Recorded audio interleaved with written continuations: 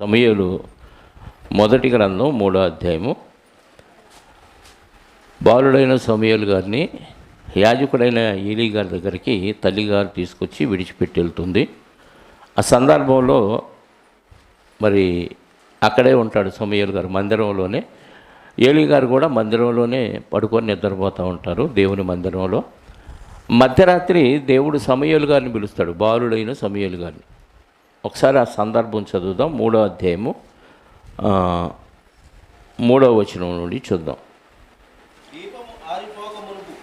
దీపము ఆరిపోక మునుపు సమూయేలు దేవుని మందసమున్న యెహోవా మందిరములో పండుకొని ఉండగా యెహోవా సమూయేలును పిలిచాను. ఎవరు పిలిచారు?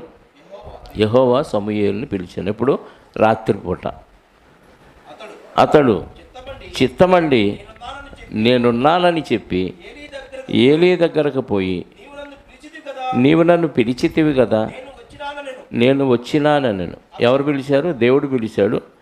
దేవుడు పిలవటం అంటే చిన్నపిల్లడికి తెలియదు అప్పటిదాకా. కాబట్టి ఎవరు పిలిచారు అనుకున్నారు? ఏలీ గారు పిలిచారు, యాజకుడు అనుకొని. మధ్యరాత్రి ఏం చేశాడు? చిత్తము నువ్వు నన్ను పిలిచావు కదా, నేను వచ్చానన్నాడు. అంటే మంచి నిద్రలో ఉన్నప్పుడు, నిద్రలో కూడా పిలుపు వినపడిందంటే ఏ ఆలోచనలో ఉన్నాడు చెప్పండి? అయ్యగారు ఎప్పుడు పిలిచినా సిద్ధంగా ఉండాలి అని. రాత్రి ప్రార్థన ఉంది, వాక్యం చెప్పాలి రెండంటే ఏం చేస్తాం చెప్పండి? పని ఉంది, నిద్ర చెడిద్ది, తెల్లారుజామున లేవలేనిక ఇబ్బందులు పడుతున్న వాళ్ళు చాలామంది ఉన్నారు. మధ్యరాత్రి దాకా ఇరక తీసుకొని ఫోన్ చూసి. విధేయత అంటే అర్థం ఏంటంటే, ఎనీ టైం దేవుడు పిలిస్తే, దేవుడు పనికి పిలిస్తే నేనున్నాను, చిత్తము నేను వచ్చాను, నీకేం చేయాలి అని అడగగలిగినోడే విధేయత కలిగినోడు. ఒకసారి పిలిచాడు, నేను పిలవలేదు, వెళ్ళి పడుకో అన్నాడు. వీడికి ఏదో ఆలోచన వచ్చినట్టుంది, పిలిచినట్టు అనిపించిందేమో పిల్లోడికి. వెళ్ళి పడుకో అన్నాడు ఏలీ గారు. మళ్ళీ పడుకున్నాడు. వెళ్ళి పండుకొనమని చెప్పగా అతడు పోయి పండుకొనాను. యెహోవా మరలా సమూయేలును పిలవగా సమూయేలు లేచి ఏలీ యొద్దకు పోయి, చిత్తము నీవు నన్ను పిలిచితివి కనుక వచ్చితినను. అయితే అతడు, నా కుమారుడా, నేను నిన్ను పిలవలేదు, పోయి పండుకొనమని. రెండోసారి కూడా ఏమన్నాడు? మళ్ళీ దేవుడు పిలిచాడు. దేవుడు అనుకోలా, ఏలీ గారు పిలిచాడని మళ్ళీ వెళ్ళి, చిత్తము నువ్వు నన్ను పిలిచావు కాబట్టి నేను వచ్చానన్నాడు. మంచి నిద్రలో రెండోసారి కూడా వీళ్ళేందో పిలుస్తున్నాడు, ఏం పిలవలేదు, పోయి పడుకో అంటున్నాడు అనిపించింది. ఒకసారికే నిద్ర చెడగొట్టాడని బాధ వేసింది. రెండోసారి పిలిస్తే పోనీ ఏమి లేదులే మర్చిపోయాను వెళ్ళిపో అంటే పర్వాలా, కొంచెం బాధ వేసింది. మళ్ళీ మూడోసారి పిలిచారంట.